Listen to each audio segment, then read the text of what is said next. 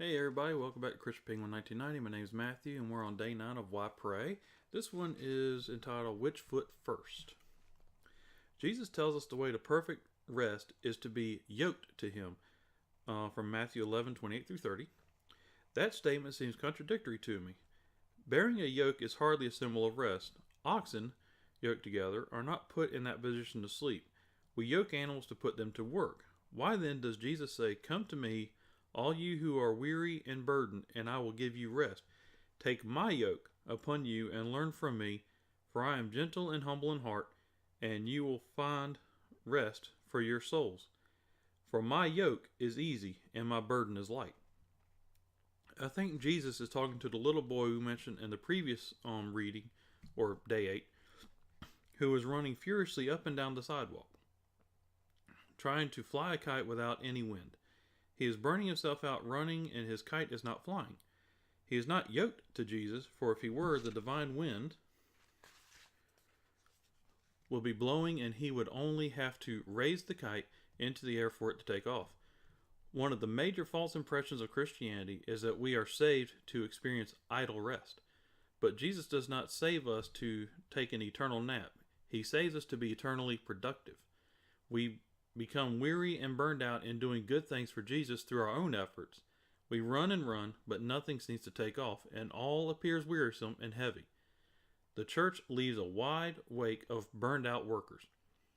It's not that the work is wrong, but without divine energy, we quickly are consumed by all the work to be done. Jesus is saying that the cure for our weariness is to be yoked to him. We are no longer an agricultural people, so the image of a yoke means little to most of us. If we change the illustration to a more familiar one, maybe we can see better what Jesus is saying. Think of a Marine parade, in which everyone is in step and the whole company moves smoothly as one body. Or imagine a military funeral with 6 Marines in full dress, uniform carrying a casket. The timing of their movements is incredibly exact. They move together as one. This is what being yoked to Jesus means. It means walking in step with him. What would it look like if, in the middle of that military parade, one Marine fell out of step with all the others? He would stand out, to say the least. What would happen if just one of those 6 Marines bearing a casket was out of step with the other 5? He tipped the casket and caused the others to stumble. Farmers have told me that if 2 horses yoked together do not move in step, they really make no progress at all. Jesus is telling us that in order to have rest in our work, in order to gracefully produce fruit for him, we must be in step with him spiritually. So it becomes a serious matter to determine which foot goes first. Do we work first and ask God to bless our efforts? Or do we pray first and ask God to show us how to work? How did Jesus start? He started with prayer. Being idle is not the great problem of the Western church.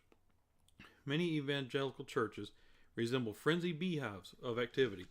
They overflow with programs. Yet, we accomplish very little because we are out of step with Jesus. We often run the church like a corporation, with planning meetings, goals, and objectives. And when we have it all figured out, we bless it with a word of prayer, asking God to give us success so that the world might know how smart we are. I realize I'm being a bit sarcastic, but it is true that we rely far more on our efforts than on prayer. Because of our sinful nature, we put the food of work before the foot of prayer. Each time we do that, however, we should remember the picture of the military parade in which one soldier is out of step with the others. When we start walking in step with Jesus, we start with the foot of prayer, not on the foot of work and human plans. When we start with prayer, we find rest and joy. A backward glance will make us laugh as we wonder in amazement at the unbelievable, humorous, and unexpected ways God uses us when we walk in step with him. Also, you can see Galatians 5:25 for that, which I'll add in the description below. Things happen that defy our planning, showing that God is in control. And we rest, we relax as we, in prayer, snuggle into God's lap with his arms around us. When we pray, he drives us in his great tractor around his magnificent farm. Discussion question. Are you in step with Jesus? Praying first and then working. Give illustrations. To walk with Jesus, you must start on the foot of prayer, and that's the meditation. That's pretty good information in that one about are we in step with Jesus.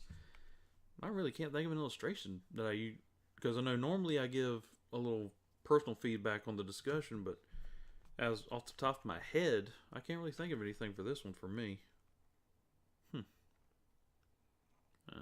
Nothing's coming to mind. If I think of something, I'll put it as an update in the description. But right now, off the top of my head, I can't think of anything.